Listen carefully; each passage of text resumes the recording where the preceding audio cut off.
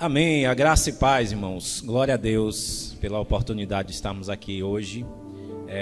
O tema da minha mensagem hoje é como vencer o mundo, amém? E nós vamos fazer já uma leitura que se encontra no livro de João, no capítulo 16, o versículo número 33. Pode ser qualquer versão, eu separei alguns versículos aqui e todos estão na versão que foi mais favorável, então eu nem vou citar a versão. Os irmãos se viram aí para achar aí, mas o importante é que a essência da palavra, independente da tradução, ela não se perde, né? Então vamos lá, o tema da minha mensagem é como vencer o mundo. O texto é João 16, o versículo 33, que nos diz assim a palavra de Deus. Eu disse essas coisas para que em mim vocês tenham paz. Neste mundo vocês terão aflições. Contudo, tenham bom ânimo, eu venci o mundo. Amém? Vamos repetir esse versículo junto, amém? Eu disse essas coisas para que em mim vocês tenham paz. Neste mundo vocês terão aflições. Contudo, eu venci o mundo. A versão diferente aí, né? Tá certo, mas tá bom. Irmãos, eu estou separando algumas mensagens e eu estou sempre colocando essa palavra como uma interrogação, né? Na mensagem anterior, será que sou mesmo salvo, né? E outros títulos aí. Eu estou fazendo dessa forma para tentar comunicar de uma maneira mais interessante, de uma maneira que fique mais fácil explicar a palavra, de uma maneira que fique mais fácil com que a gente entenda. Mas eu quero deixar algo claro para você. Isso aqui não é uma fórmula, isso aqui não é uma receita, né? Quando eu estava fazendo essa mensagem, eu coloquei esse título e eu me preocupei de você pensar que o que eu vou passar aqui ela é uma receita. Então, se eu cumprir todo esse passo a passo, eu vou vencer o mundo. E a grande realidade é que essa luta, essa nossa batalha contra o mundo, ela é uma batalha constante. Ela começa desde o momento em que nós nos convertemos e vai até o final da nossa vida. E a grande realidade é que muitos vão ser vencidos pelo mundo. E pode acontecer em alguns dias da sua vida que você seja vencido pelo mundo. Em algumas questões que você seja vencido pelo mundo. Mas nós podemos perder algumas batalhas. O importante é que não venhamos a perder a guerra, né? E quando eu falo aqui sobre vencer o mundo, nós precisamos entender o que é que Jesus queria dizer com isso. Nesse versículo aqui em que Jesus está falando, duas coisas estão certas. Ele diz o seguinte: eu disse essas coisas para que em mim vocês tenham paz. Então Jesus já começa nos tranquilizando aqui. O motivo dele explicar isso é para que nós tenhamos paz. Neste mundo vocês terão aflições. Então a primeira coisa certa que nós temos aqui é que nesse mundo nós vamos ter aflições. Você não vai escapar das aflições, dos problemas. Ezequiel já falou aqui que se converter e aceitar Jesus não é ganhar uma casa, não é comprar um carro. Ou seja, você não terá uma vida extremamente confortável simplesmente porque você aceitou a Cristo, simplesmente porque você serve a Deus. É aquele velho contexto. Acontecem coisas na nossa vida em que a gente até se pergunta por que essas coisas estão acontecendo comigo?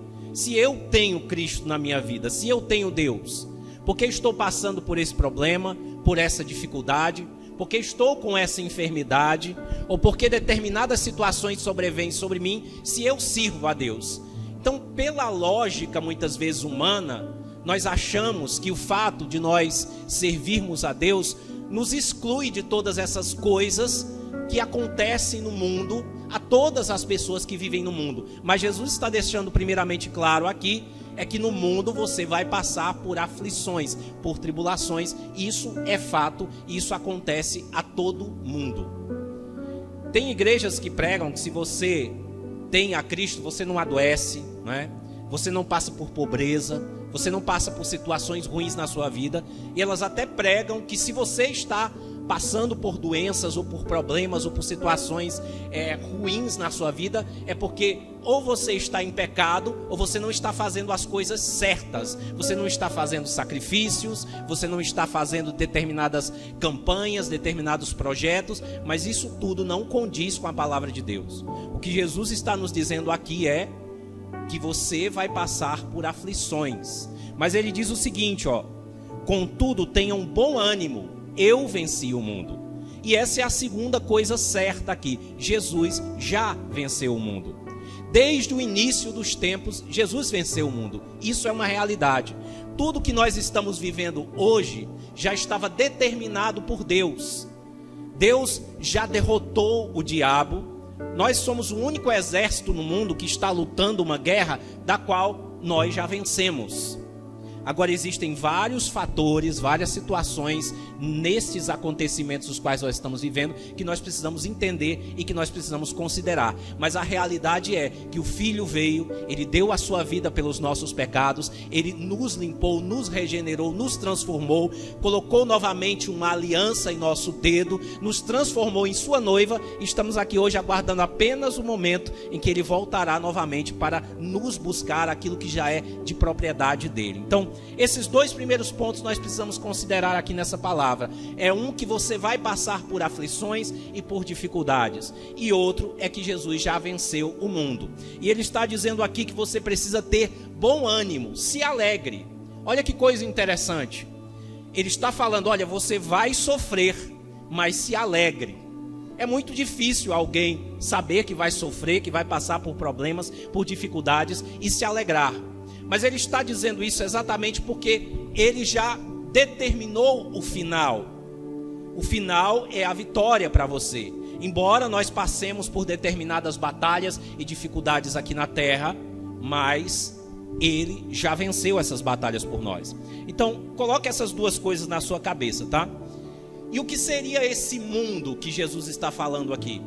Muitas vezes quando nós ouvimos ou lemos palavras como essa, nós costumamos associar o mundo a essas coisas materiais que nós estamos acostumados a conviver constantemente, né? Aquilo que está lá fora é o mundo para nós, né? São os empregos, são as casas, são os carros, é a faculdade, são todas essas coisas que fazem parte do nosso cotidiano. Mas a realidade, quando Jesus fala sobre mundo, ele está falando sobre uma coisa bem mais abrangente aqui. O termo usado na Bíblia para mundo, quando Jesus está falando de mundo, na maioria das vezes é cosmos. É a palavra grega para o mundo. E abrange uma quantidade de coisas. Eu fiz uma anotação aqui. Quando Jesus e os escritores do Novo Testamento falam sobre o mundo, eles muitas vezes estão se referindo ao sistema de valores, princípios e influências espirituais que estão em oposição a Deus. Isso inclui ideologias, comportamentos e prioridades que estão distantes dos ensinamentos da vontade divina. Então esse termo cosmos, ele se refere a um aspecto que abrange muitas coisas. Abrange as questões espirituais, abrange as questões físicas e materiais, abrange as questões emocionais, abrange tudo isso que você está vivendo e talvez muito mais do que aquilo que você venha a perceber. E tudo isso é o que se opõe a Deus. E uma coisa que eu quero dizer para você aqui, deixar claro logo no início dessa mensagem, é que nós estamos colocados em um ambiente, em um local que por natureza se opõe e sempre vai se opor a Deus. Temos também um outro termo que é usado também como se fala imundo, que é Holtus. Ele fala exatamente sobre sistema de coisas. Então, ora na Bíblia a palavra ela é traduzida como cosmos e ora na Bíblia ela é traduzida como Holtus. E ele fala exatamente, esse termo fala exatamente sobre sistema de coisas. Então nós somos jogados no meio desse sistema de coisas, de todas essas coisas que estão acontecendo. Então, a primeira coisa que nós precisamos entender, mediante a palavra de Deus aqui, é que essa ideia de mundo que Jesus está falando, abrange várias coisas, abrange sentimentos, abrange pensamentos, abrange ideologias, abrange sonhos, abrange governos, abrange formações, abrange informação e abrange um monte de coisa que está girando em torno de você. E a grande maioria dessas coisas, elas se opõem à vontade de Deus, se opõem a Deus, porque isso é da natureza humana, porque isso é da natureza do mundo, porque é exatamente assim que as coisas estão acontecendo nesse exato momento. Então, contra o que nós precisamos lutar? Nós precisamos lutar contra todas essas coisas. Mas em que esferas? Nas esferas da sua alma, nas esferas do seu corpo e nas esferas do seu espírito. Nós temos 3 tipos de batalha para lutar aqui. As batalhas relacionadas à nossa alma, que são as lutas emocionais da natureza humana. As batalhas relacionadas ao nosso corpo, que são as lutas físicas e materiais. E as batalhas espirituais, as lutas que se referem ao nosso espírito. Olha como a coisa já começa a ficar bem complexa. Olha como a luta já começa a ficar bem complicada. Porque primeiro eu estou falando que o mundo não é somente o mundo, abrange uma quantidade absurda de coisas. E agora eu estou dizendo que essa luta não é só na esfera da alma, não é só na esfera do corpo, não é só na esfera do espírito, mas é em tudo isso aqui. Então é uma grande luta, eu acho que você concorda com isso. Existem aqueles que estão alheios a essas lutas, que estão se deixando levar de qualquer forma, de qualquer maneira. Existem aqueles que estão despertos apenas para as lutas espirituais, estão dizendo, olha, eu preciso orar mais, eu preciso me consagrar mais, eu preciso jejuar mais, eu preciso entrar mais no mistério com Deus, ali na intimidade com Deus. Existem outros que estão preocupados apenas com a matéria, eu preciso ganhar mais dinheiro, eu preciso me preparar mais, o meu intelecto, eu preciso me formar em algo mais, eu preciso conquistar mais, eu preciso diversificar os meus investimentos, como o pastor Lucas estava falando aqui, né? Mas eu quero dizer para você que é em tudo. Nós estamos em uma situação hoje em que as lutas que se levantam contra nós, elas abrangem todas essas esferas e elas vão estar nos atacando em todas essas esferas. Mas Jesus diz mais uma vez para você, tem bom ânimo, porque eu já venci o mundo. Eu já venci esse mundo. Então, como enfrentar as lutas na esfera emocional, natural e material? Uma coisa que nós não devemos nos esquecer é que quando nós nos convertemos, nós não nos tornamos uma pessoa espiritual da noite para o dia. É como eu já falei em uma outra mensagem, não baixou um crente em mim que sabia fazer tudo, que era totalmente transformado e era uma coisinha que não acontece isso, né? Antigamente, quando a gente aceitava Jesus em uma igreja, a gente se convertia hoje de short e camiseta regata, né? E no outro dia nós já tínhamos que estar de paletó e terno, já tínhamos que estar lá com o cabelo cortado, com a gravata. E a cobrança que as igrejas tinham era que houvesse uma transformação. Que bom seria se a transformação fosse dessa forma, né? Eu só precisasse trocar de roupa, colocar uma roupa diferente e estava tudo bem, eu estava total. Mas não baixa um crente em você. A transformação ela vai acontecendo gradativamente. A regeneração entra em ação a partir do momento em que você aceita a Cristo como Salvador. Então que bom que seria que se fosse dessa forma. Tem uma frase de Lutero, que os irmãos até já citaram aqui, que reflete um pouco disso que eu estou dizendo. Lutero, quando estava escrevendo as suas obras ali, sobre a regeneração e sobre vários outros conceitos ali, ideias, ele proferiu uma frase que é usada até hoje, e é bem citada por pregadores como Billy Graham e outros. E ele diz o seguinte: achei que tinha afogado o velho homem nas águas do batismo, mas descobri que o miserável ainda sabia nadar, e sabia nadar muito bem. Agora tenho que matá-lo todos os dias. Isso reflete muito bem. Olha, eu pensei que eu tinha matado o velho homem lá nas águas do batismo, mas eu percebi que o miserável sabia nadar muito bem, e por isso eu tenho que matá-lo todos os dias. Isso ilustra exatamente o que eu estou dizendo. A transformação, ela é gradativa. Quando eu me converti e me batizei, eu achei que eu tinha matado o velho homem, porque eu estava cheio da alegria da salvação. Matei o mentiroso, né? Matei o enrolão, matei aquele cara cobiçoso, ganancioso, matei ali, afogado ali. Me imagino até pegando no pescoço dele ali e afogando ele ali. Mas aconteceram determinados momentos com o passar do tempo, que aquela alegria da salvação ali ela foi diminuindo de certa forma, não totalmente, mas aquela euforia foi indo embora.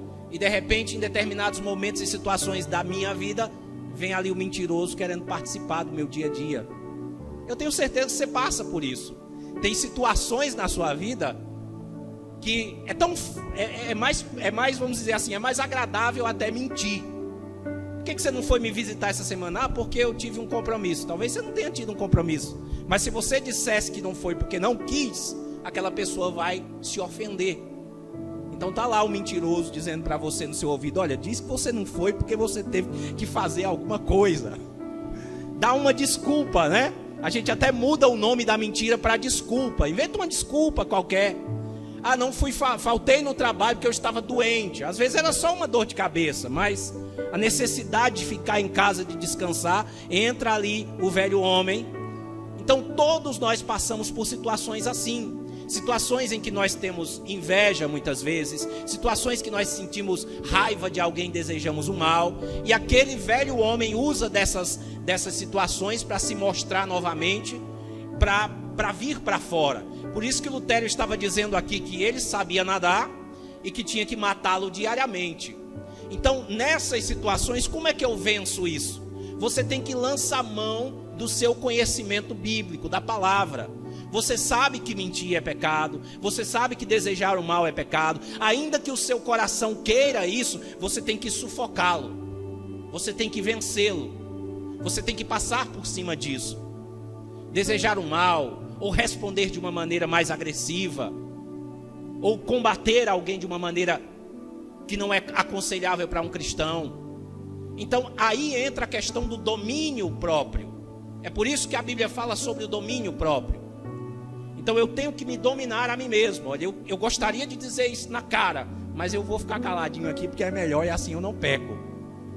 E você ser tentado para o pecado é uma coisa.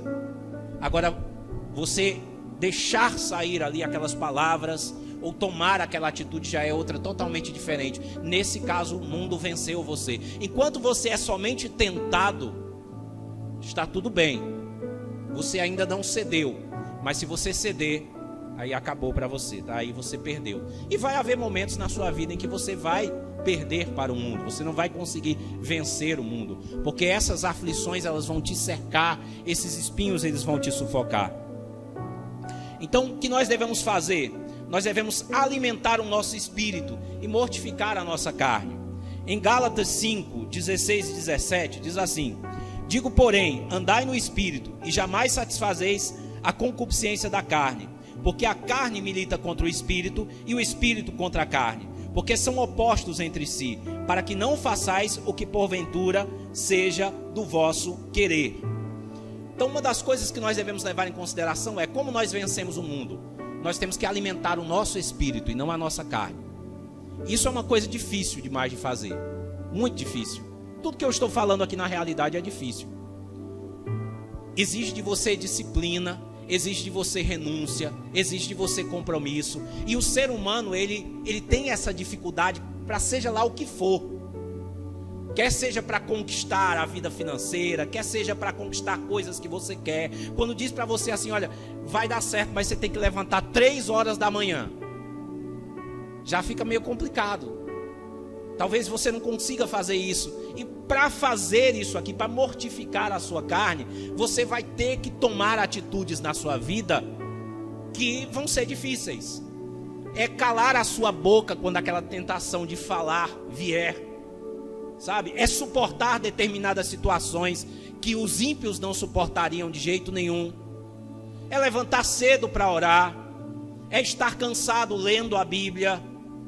É tirar momentos de oração, 1 hora, 2 horas, 3 horas, quantas você determinar no seu coração. Para alguns é mais fácil orar 20 minutos, 30 minutos. Para alguns é até quase que insuportável. Porque tudo que mortifica a nossa carne, para nós é difícil. Mas o que a palavra de Deus está dizendo aqui? Que você tem que alimentar mais o seu espírito. Porque se você alimentar mais a sua carne ela vai prevalecer. E aí existem várias maneiras de alimentar a carne, né? É ouvindo conversas lá no seu trabalho que não agradam a Deus. Sabe, fofoca. Você chega lá, tá uma galera fofocando. Todo mundo empolgado ali, né? É atraente esse negócio, né? Você até chega lá, escuta e vai lá, o que é que está acontecendo? Quem foi? nem conhecemos a pessoa, mas nós queremos saber dos últimos acontecimentos atualizados, né? São atualizações, não são fofocas. Tinha um irmão que dizia: irmão, não é fofocando não, é só dizendo mesmo. É desse jeito. A melhor coisa que você tem que fazer é, mesmo que você se sinta atraído para aquilo ali, corte aquilo ali, não vá, porque aquilo ali não agrada a Deus. Aquilo ali não vai te fazer crescer como pessoa, e o pior, vai alimentar a tua carne. Você achou interessante aquele assunto, você vai ficar interessado em outros, e é um círculo vicioso. Daqui a pouco você está um crente fofoqueiro, e a grande probabilidade é que o crente fofoqueiro não vá para o céu. Então eu alimento a minha carne, ela vai crescendo, ela vai se fortalecendo. Ao mesmo tempo que eu estou alimentando a minha carne, eu vou apagando o espírito vai enfraquecendo. As coisas de Deus já não vão ser atraentes como era. Aí o crente diz: olha, eu estou frio, eu estou fraco, eu dobro os meus joelhos, eu não sinto a presença de Deus. Mas você alimentou, superalimentou a sua carne, transformou a sua carne em um monstro poderoso, e ela se opõe agora ao espírito com maior facilidade. Então esse é um ponto. Devemos ser diligentes, inteligentes e prudentes. Em Mateus 10:16 diz assim: eis que vos envio como ovelhas ao meio de lobos, portanto sede prudentes como as serpentes e simples como as pombas. Então, uma coisa, irmãos, que eu vejo muitas vezes, é que muitas vezes nós não cumprimos esse versículo aqui. Jesus ele está falando aqui que nós devemos ser espertos, sabe? Espertos, astutos. Não astutos, eu acho que astuto a palavra não se encaixa muito bem. Prudente talvez se encaixe melhor. Muitas vezes nós não conseguimos discernir situações, e por conta disso o mundo ele nos vence. Nós não conseguimos enxergar coisas que estão embaixo do nosso nariz ali. Então uma das coisas que eu tenho para mim, certo? É que o mundo muitas vezes vai se apresentar para você como algo bom. Eu não sei se você já percebeu isso aí. O mundo ele não se apresenta de uma forma ameaçadora. Aquela oportunidade de negócio que parece ser uma bênção para você, talvez não seja. Aquela situação que parece ser uma situação permitida para você, talvez não seja. Eu acho interessante que quando Satanás ele foi tentar a Eva lá no Jardim do Éden, ele não chegou dizendo que a árvore era ruim. Ele chegou dizendo que não, olha o fruto como é bonito. Não vai te fazer mal não. Vai ser bom para você. E muitas vezes o mundo ele vai se apresentar dessa forma.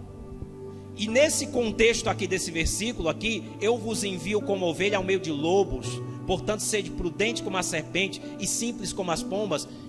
Cabem muitas coisas. Cabem situações como essa, em que a gente vê oportunidades ali, nossos olhos já se enchem e a gente quer agarrar. Estou pregando para mim hoje também, tá? Cabem situações em que eu posso fazer isso porque eu sou uma pessoa crente, né? Eu vou citar um exemplo aqui para vocês. Alguns dias atrás eu estava assistindo um seriado, e esse seriado passou uma cena que não agradava a Deus. Eu tirei esse seriado e digo: esse eu não assisto mais. Mas antes, em um outro determinado período da minha vida, muitas coisas que eu assistia, por eu achar que aquilo ali não me afetava tanto, eu me permitia assistir. Então nós passamos por situações assim, né? Que nós achamos que nós somos fortes, capazes, então isso aqui não tem nada que eu venha a fazer não. Então nós temos que ser prudentes aqui, nós temos que ser espertos. Muitas coisas que surgem na nossa vida, no nosso dia a dia, podem ser uma armadilha do nosso inimigo. Muitas coisas que acontecem no nosso trabalho, na nossa casa, no nosso emprego, com as nossas amizades, podem ser uma armadilha. E muitas dessas armadilhas, elas não vão vir de forma gritante e aparente para você não. Elas vão vir como algo bom, como algo bonito, como uma fruta que você pode comer, que não vai acontecer nada com você. Isso acontece. E quando nós caímos nisso muitas vezes, o mundo nos vence. Então nós precisamos ser inteligentes, precisamos tentar enxergar um pouquinho além do que aquilo que nós estamos enxergando no dia a dia. nós precisamos seguir também um código moral e cristão acima de tudo. Eu sei que muitas dessas coisas que nós fazemos e da nossa forma que nós vivemos, não dá para nós evitarmos esse ataque constante que nós recebemos no mundo, no nosso dia a dia. Mas em Romanos 12:2 está escrito: e não vos conformeis com este mundo, mas transformai-vos pela renovação do vosso entendimento, para que experimenteis qual seja a boa, perfeita e agradável vontade de Deus. Esse versículo aqui é um exemplo onde a palavra está falando sobre sistema de coisas. Quando ele fala sobre mundo, ele está falando, ora é traduzido como século, ora é traduzido como mundo, mas a tradução mais aproximada de tudo isso é sistema de coisas. Esse sistema de coisas que nos rodeia. Existe um ponto muito interessante nesse versículo aqui, que ele diz que nós não devemos nos conformar com esse mundo. O que é nos conformar é aceitar. Eu sou um cristão, eu sou radical, eu não tenho como compactuar com as coisas desse mundo. Lá no Salmo 1 está escrito que bem-aventurado é o homem que não anda segundo o conselho dos ímpios, não se assenta na roda dos escarnecedores, não se detém no caminho dos pecadores. O seu prazer está antes na lei do Senhor, e na sua lei medita de dia e de noite. Nós não devemos caminhar em acordo com as coisas desse mundo, mas transformai-vos pela renovação do vosso entendimento. O que é que me transforma a partir do momento que eu me converti? É porque eu senti um poder muito grande? É porque eu falei em línguas? Eu estou sendo transformado por quê? É porque eu estou dando glória a Deus na igreja? É porque eu estou cantando canções bonitas na igreja? É porque eu me sinto tocado, emocionado? Não, o que me transforma perante Deus é a renovação do meu entendimento. Através da palavra de Deus que eu estou recebendo, eu sei aonde eu posso ir e aonde eu não posso ir. Eu sei o que é pecado para mim e o que não é pecado. É aquilo que Paulo disse, que todas as coisas me são lícitas, mas nem todas me convêm. Todas as coisas me são lícitas, mas eu não posso me deixar dominar por nenhuma. Quando eu estava na faculdade, eu ria com os meus amigos, eu brincava com meus amigos, eu me divertia. Mas chegavam momentos ali em que a situação ela pendia para uma determinada atitude, que eu dizia, daqui eu não posso passar. Então o cristão tem esse termômetro. Você pode rir, você pode brincar, você pode assistir filmes, você pode assistir seriados, você pode fazer de tudo. Porém, você tem a renovação da sua mente e a graça do Espírito Santo na sua vida, que diz que daqui você não pode passar. Quando eu era novo convertido, pregava para bastante pessoas, e um dia eu passei num bar lotado de pessoas, e tinha alguns amigos meus lá dentro que me chamaram, me pagaram uma Coca-Cola, pediram para mim pregar a palavra de Deus para eles, e eu preguei para eles ali. Preguei 1 hora, 2 horas, 3 horas. Eu sei que para o final eles já não estavam mais entendendo nada, porque eles já estavam bêbados, mas eu preguei, e eu saí dali extremamente preocupado. As pessoas me viram dentro de um bar. Eu sou cristão. Eu estava bebendo uma Coca-Cola, não era bebida. E eu cheguei para o meu pastor e contei isso. Pastor, eu estou preocupado agora porque eu pequei, eu estava pregando. E ele disse, meu amigo, você estava pregando. Se for para você ir para qualquer lugar onde Satanás esteja reinando, se for para pregar, vai e pregue. Sentiu de Deus, sentiu direção, vá lá e prega. Só que se eu tivesse pegado ali, colocado uma bebida no meu copo, tivesse bebido, a minha pregação acabou ali, perdeu totalmente o efeito. Então eu sabia que eu podia ir ali, mas se eu fizesse o que eles estavam fazendo, eu tinha perdido totalmente a graça de Deus, a autoridade de Deus. Aí eu teria pecado. Então nós somos obrigados a conviver no mundo, nós somos obrigados a trabalhar, nós somos obrigados a estudar, nós somos obrigados a escutar coisas que nós não nos agradamos no nosso trabalho, não é? Nós somos obrigados a escutar coisas dos nossos amigos que não têm a mesma mentalidade cristã, mas nós temos que ter em mente que nós fomos transformados pela renovação do nosso entendimento. Então eu entendo diferente agora. Eu sei que eu não posso gritar palavrões. Tá lá a galera no meio do futebol, do jogo, não tem problema nenhum eu estar lá comemorando e defendendo o meu time. Mas se eu entrar naquela roda de escarnecedores ali, me comportar como eles, pensar como eles, começar a xingar o juiz disso, daquilo, começar a entrar naquela mesa, eu não fui mais aquela pessoa, eu não sou mais aquela pessoa, eu fui transformado, eu recebi um novo entendimento, aí o mundo me venceria. Então nós não devemos viver nos moldes do mundo, e a transformação do nosso ser vem através do nosso entendimento.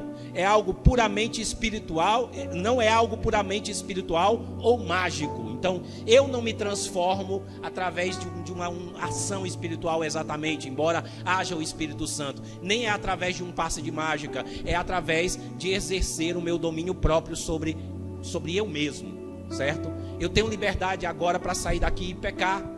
Eu tenho liberdade para fazer o que eu quiser. Eu não faço porque a minha mente foi renovada, o meu entendimento foi renovado.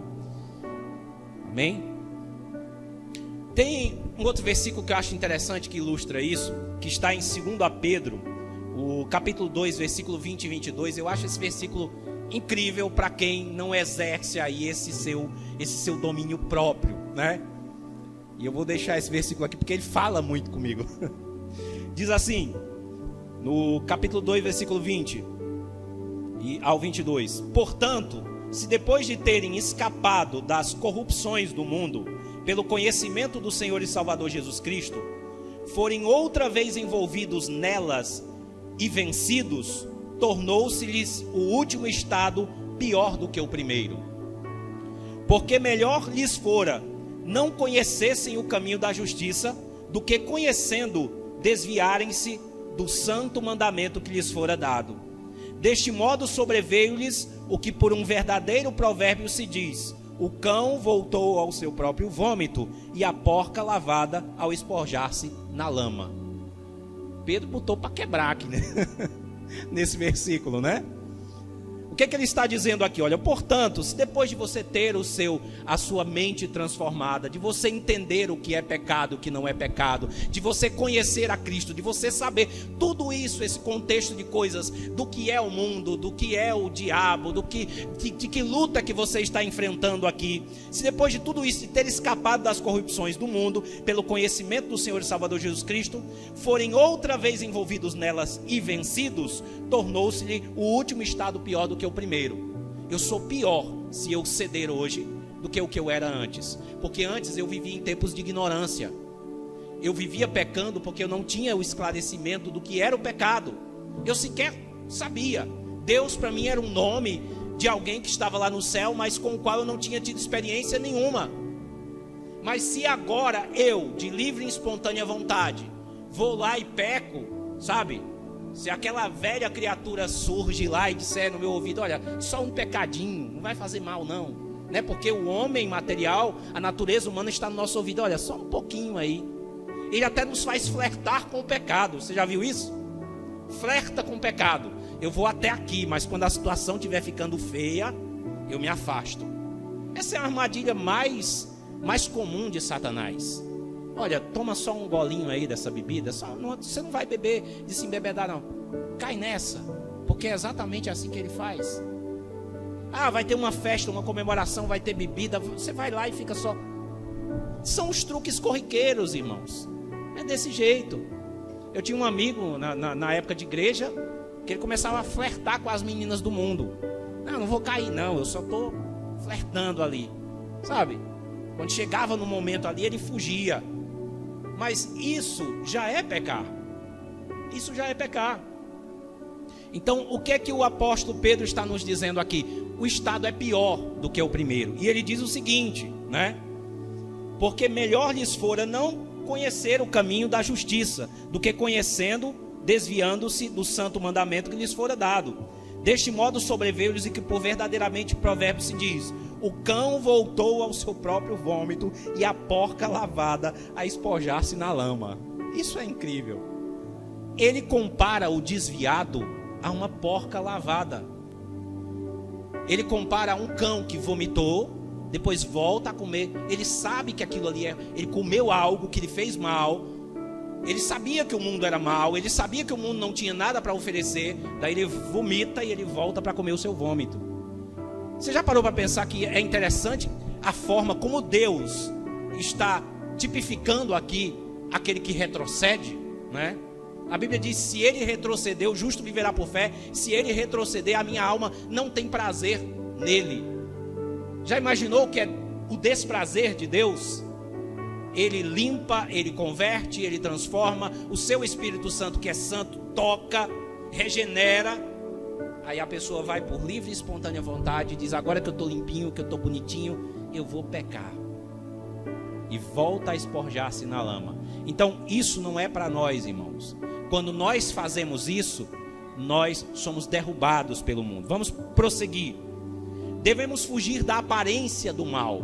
Para vencer o mundo, eu e você precisamos fugir da aparência do mal. Em 1 Tessalonicenses, capítulo 5 e 22, versículo curtinho: abstende-vos de toda aparência do mal. Toda aparência do mal, aquilo que parece mal. Ele não está dizendo aqui para você fugir do mal, ele está dizendo para você fugir da aparência do mal. É um pouco disso que eu já estou falando aqui acima, né? Vou citar aqui um exemplo aqui de aparência do mal para tentar ilustrar. 2 pessoas solteiras dentro de um quarto. 2 pessoas solteiras trancadas dentro de um quarto. Pode não estar acontecendo nada, mas as pessoas que estão lá fora podem pensar qualquer coisa, não é? Isso é a aparência do mal. Por mais que seja uma coisa, mas não está acontecendo nada. Sabe aquela ideia de não tem nada a ver, eu não vou pecar com isso aqui. Isso é um exemplo. Eu vou citar um outro exemplo também: jogos de azar e apostas. Coisa comum. A gente faz uma rifa muitas vezes para ajudar um amigo, né? Normal. Mas se eu pegasse ali o meu dinheiro e começasse a apostar na Mega Sena, talvez não tivesse problema nenhum, mas aquilo ia se tornando um vício, aquilo ia me dominando, aquilo traria a luz ao pecado. Então é a aparência do mal. Muitas coisas do mundo, elas se manifestam na tua vida dessa forma. E é aí onde você tem que ser esperto, astuto, inteligente, prudente, para rejeitar essas coisas. Agora que você é cristão, você tem que andar de uma maneira diferente, com os pés no chão. Você tem que tentar antever algumas coisas. É claro que você nunca vai conseguir, porque você não é onisciente, mas você tem que usar a sua esperteza, tá? Não flertar com o pecado, sabe? Se existem coisas às quais você fica meio desconfiado, que o instinto diz: olha, não faça isso, por mais que pareça bom, fuja, tá? Então é importante isso aqui. Em Gálatas 5, versículo 19 e 21, diz assim: vou citar aqui alguns exemplos de coisas que são aparência do mal e que muitas vezes aparecem na nossa vida e a gente não consegue discernir. As obras da carne são manifestas e são imoralidade sexual, impureza e libertinagem, idolatria e feitiçaria, ódio, discórdia, ciúmes, ira, egoísmo, dissensões, facções, inveja, embriaguez, orgias e coisas semelhantes. Eu vos advirto, como antes já os adverti: aqueles que praticam essas coisas não herdarão o reino de Deus. Nós estamos nesse momento rodeados por todas essas coisas. Então nós temos que tomar cuidado com isso, tá? E ele reforça aqui em Filipenses 4 e 8: finalmente, irmãos, tudo que for verdadeiro, tudo que for nobre, tudo que for correto, tudo que for puro, tudo que for amável, tudo que for de boa fama, se houver algo de excelente ou digno de louvor, pensem nessas coisas.